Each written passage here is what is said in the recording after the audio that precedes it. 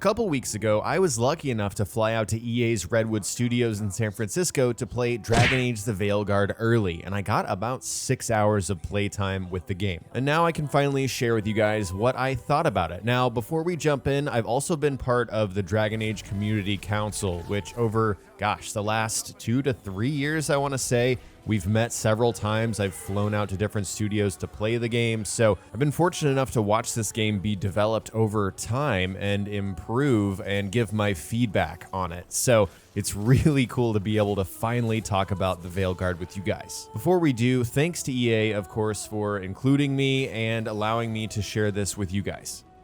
So Dragon Age is sort of a weird franchise in 2024. We haven't seen a Dragon Age game for 10 years, since 2014 with Inquisition. And while I enjoyed that game, and it did end up winning Game of the Year in 2014 somehow, I don't think the general gaming population looks back at Inquisition super fondly. Whether it's fair or not, I think a lot of those open world aspects, the fetch questiness of the game, didn't do it a lot of favors, and that's what a lot of people remember. The general gaming landscape has changed so much since that game, and people's opinions on open world video games and what they should be has changed a lot. At the same time, people's opinions on BioWare have changed a lot. I mean, we're talking about Anthem, Mass Effect Andromeda. It's really been a rough past decade, really, since Inquisition. All of this to say, Dragon Age The Veilguard is hugely important for BioWare. It's an opportunity to relight the flame and reestablish themselves as a big player in the Western RPG space. And from what I've played at this last session and all of the previous play sessions over many years, I think they have a decent shot at that with The Veilguard. And that's because while it still feels like Dragon Age at its core, they were willing to listen to criticism on games like Inquisition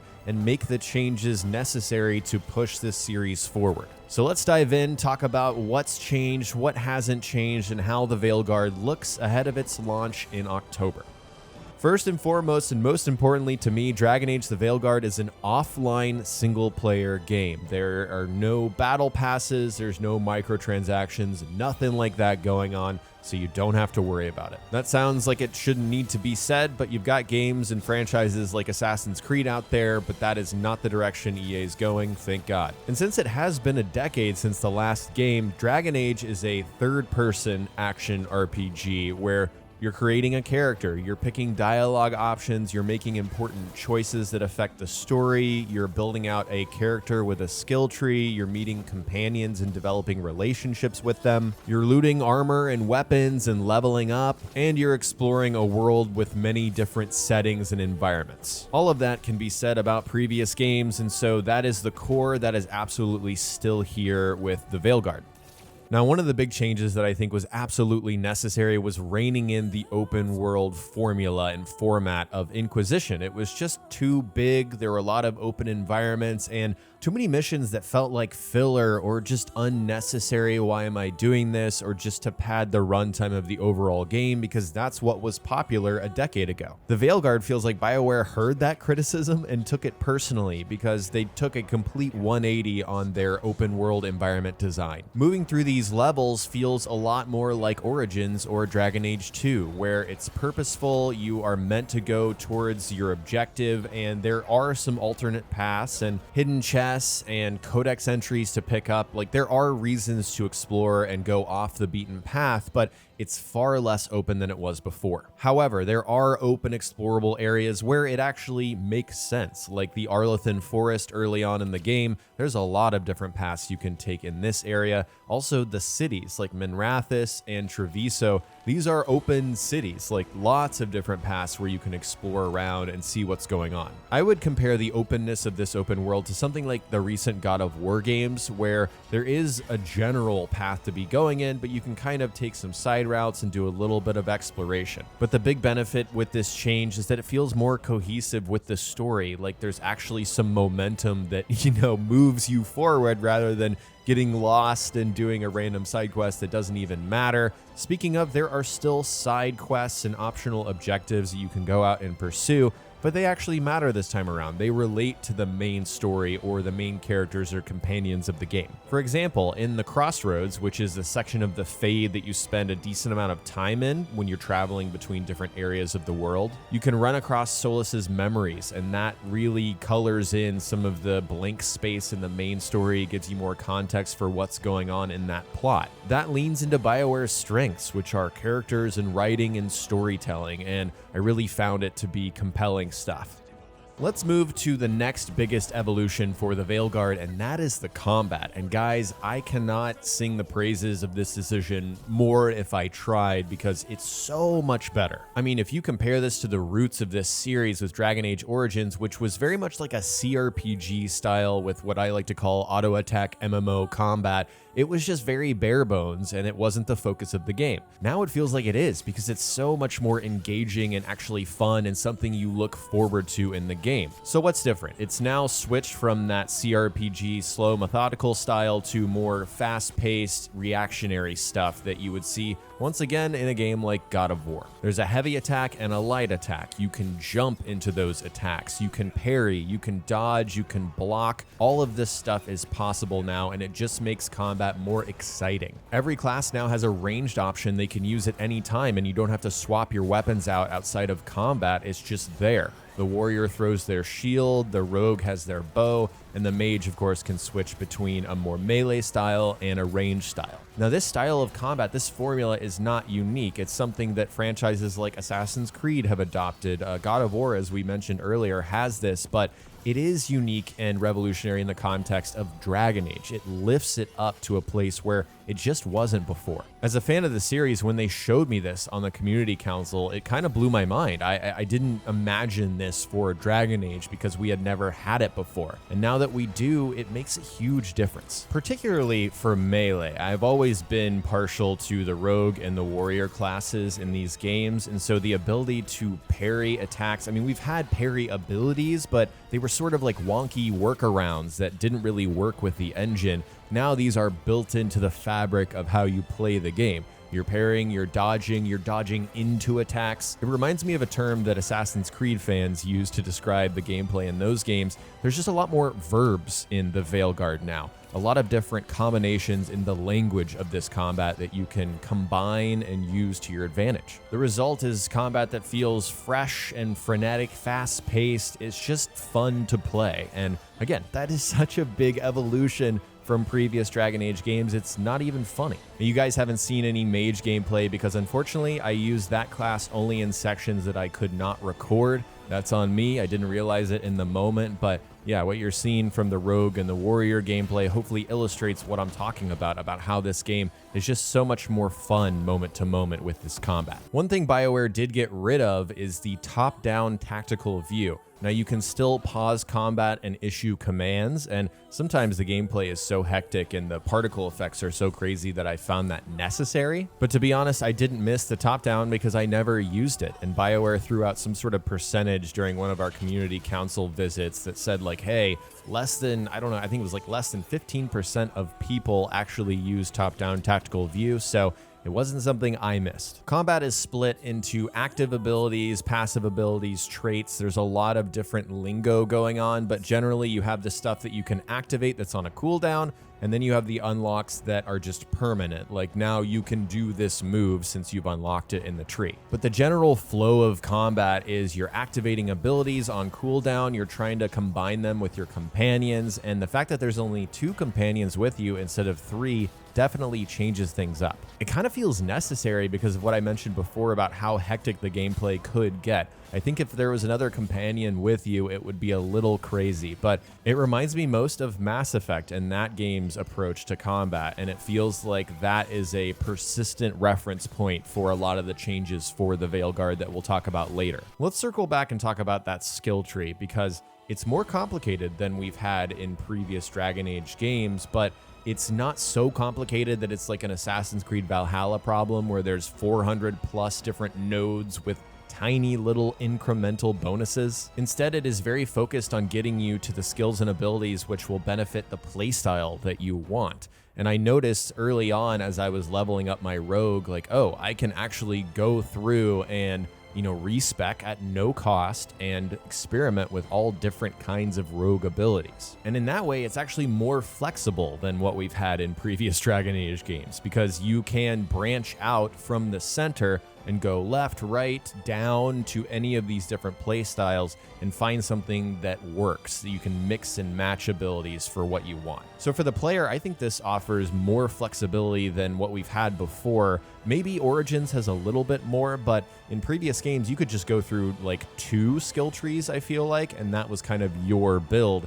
This time around, you can really mix and match lots of different things, and there's just total flexibility there. I split my time pretty equally between the Rogue and the Warrior and found them both compelling in their individual ways. The Rogue is very slick and acrobatic. It feels more appropriate than it has in previous games, almost entirely due to the fact that you can dodge. It just makes sense in my head for a Rogue to flip around the battlefield, dodging between different enemies and dodging projectiles. And then the fact I can just whip out my bow at any point and take some shots, maybe get a headshot in to finish off an enemy, it just feels good and smooth, and it makes sense. The Warrior feels pretty much like it did before, but just more physical, more powerful, and I think that's owed to, I guess you could call it a physics-based system in the game where enemies actually take up space, so you can knock them back and knock them off their feet, and a lot of the times you can use this drop kick ability to launch them off of cliffs and get an instant kill. With the Warrior, you can switch between a massive two-handed weapon, which when I say massive, I mean it's absolutely massive, swings very slowly but deals a ton of damage, it's very weighty, and a sword and shield for more of a defensive play style. But you can mix and match, like I said before, with the skills, so you're not set in one kind of play style. Returning from previous games is the prime and detonation idea, where you can have a primer and then detonate them with another ability. This allows you to deal like bonus damage, you get a big explosion, but you can sunder, you can overpower, and you can weaken enemies. And then as long as you line it up with the correct ability, you can get a detonation on that. This has always been a good vehicle for like synergizing and creating a build that makes sense for the encounter, but also picking the correct companions that activate your abilities. Overall, combat just feels fresh and exciting. It feels like it got a modern facelift, but not in an annoying way, right? Like not in a way that compromises what was there before. It sort of takes the framework and then makes it more interesting. It just feels like a value add for this series overall. So out of anything I talk about in this video, this will be the most positive I am, because I think it is just a huge improvement over what was there before. And not just because it's an improvement, because it's actually fun in and of itself. And so I hope people, are looking forward to the combat in this game, because I think it's definitely a bright spot. Let's switch over and talk about the story here. Now, there are certain things I can't share because of spoilers, but I am going to talk about everything that I've been told is okay to talk about. So the Veilguard is, for all intents and purposes, a sequel, a direct sequel to the Trespasser DLC for Dragon Age Inquisition. It continues on the premise that Solas is Fen'Harel. He created the Veil, and he realized he made a mistake, and it caused the downfall of the elves. So it's his intention to right that wrong, to restore the world to how it was before for the ancient elves, and in the process, it would change the state of the world and put a lot of people in danger. So the Veilguard begins with Varric on the hunt. He's tracking down Solas because he knows that he's got bad intentions and he needs to stop him. You play as Rook, someone that Varric trusts to help him get this job done. And it was interesting hearing BioWare explain why Rook is the main character. That's something that we brought up in the Community Council a lot, because at times it sort of felt like, why is Rook the person who you play as? Why is this the hero? And I think those came up because we were looking at an unfinished part of the game that didn't really deliver the emotional weight of the prologue in the beginning, where you first confront Solas and try to disrupt his ritual. You end up stopping Solas from opening the Fade, but by doing that, you unleash Elgernon and Gillenane, who are two elven gods who are very mad, and they are corrupted by the Blight. And because you draw blood, you get hurt during this ritual, you have a weird Fade connection with Solas where he can appear in your head and communicate with you. In talking to Solas and the rest of the team, it's pretty much understood that you bear some responsibility for unleashing 2 blighted elven gods into the world, and you need to do something about it. For me, this is a great start to this game. It really kicks off the journey in a way that makes sense. It's very clear what your goals are, and I also particularly love how action-packed the beginning scenes of this game are. It was really giving London and Mass Effect 3 vibes for me, just running around, explosions everywhere, just man on a mission,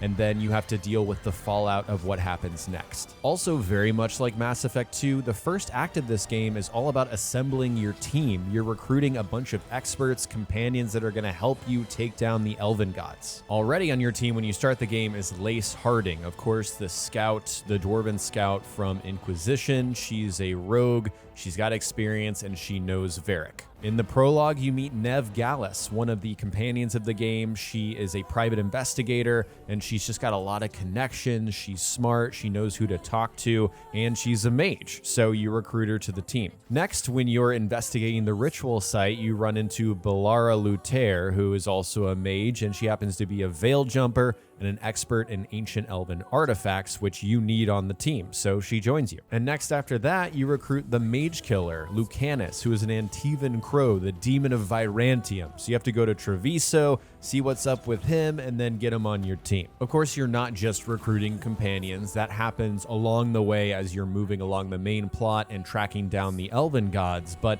it's woven together in such a way where you don't even realize it's happening. The reason I'm emphasizing this is this game really does revolve around the companions. It's about the crew that you assemble to take down the elven gods. You know, it's the found family, it's the relationships you develop, and the mission that you have to come together to complete. And of course, it wouldn't be a good BioWare game at all if there were no choices and consequence. And this game hits you really early with the choice and consequence.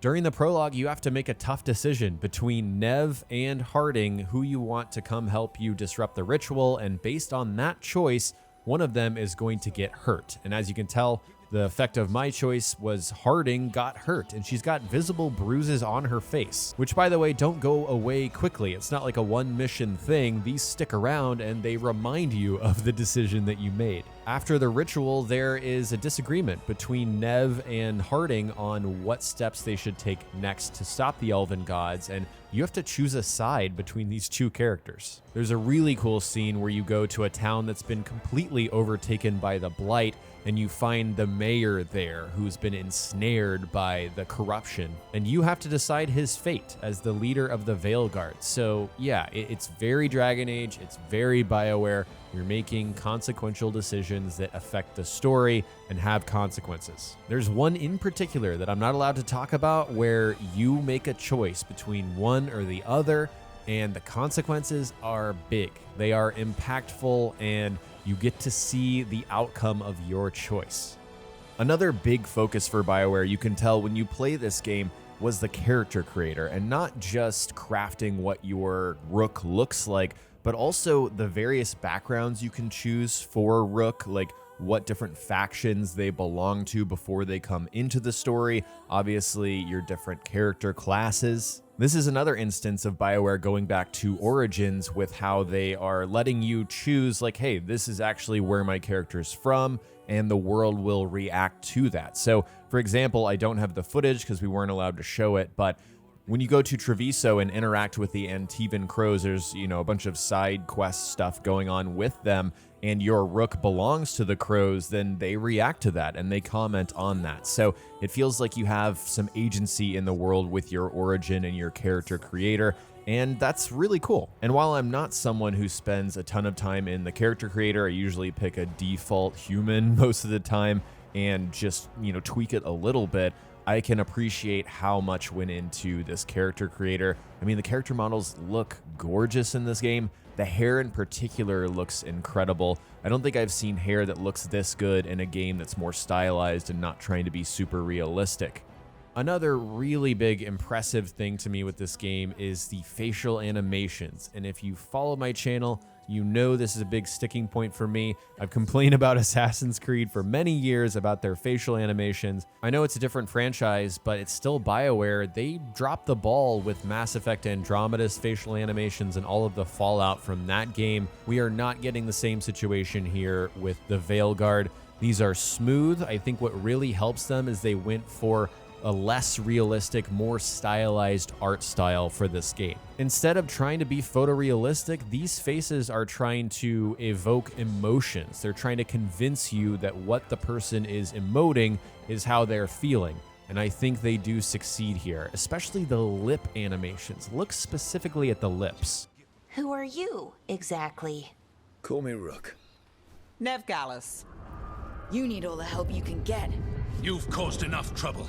I just think this is a hugely important part of a BioWare game because of how many cutscenes there are. I mean, this is story, this is plot-heavy stuff. It matters how these people look. And on that same note, I think it also takes a lot of DNA from Mass Effect in what's happening in these cutscenes. Obviously, there's a lot of dialogue back and forth, but there's a lot more direction going on. There's, action scenes. There's bombastic moments that are meant to keep you on the edge of your seat. All of that comes together because of the art style, the facial animation that they managed to pull off, and the decisions that they made and how they're going to present this story through cutscenes. And also, we should talk about the art style because this is something that's gotten a lot of pushback online, particularly on Twitter. People will put a side-by-side comparison that shows like Dragon Age Origins, the Blight looked like this, and now ogres look like this. What happened? Dragon Age used to be grimdark, and now what is this, Fortnite? On one hand, I do get it. Dragon Age Origins was my first Dragon Age game. It's still my favorite Dragon Age game. I love the grimdark aspect of that game. I love the Blight. It feels more hopeless, horrific, but that was 15 years ago. 15 years since that game came out.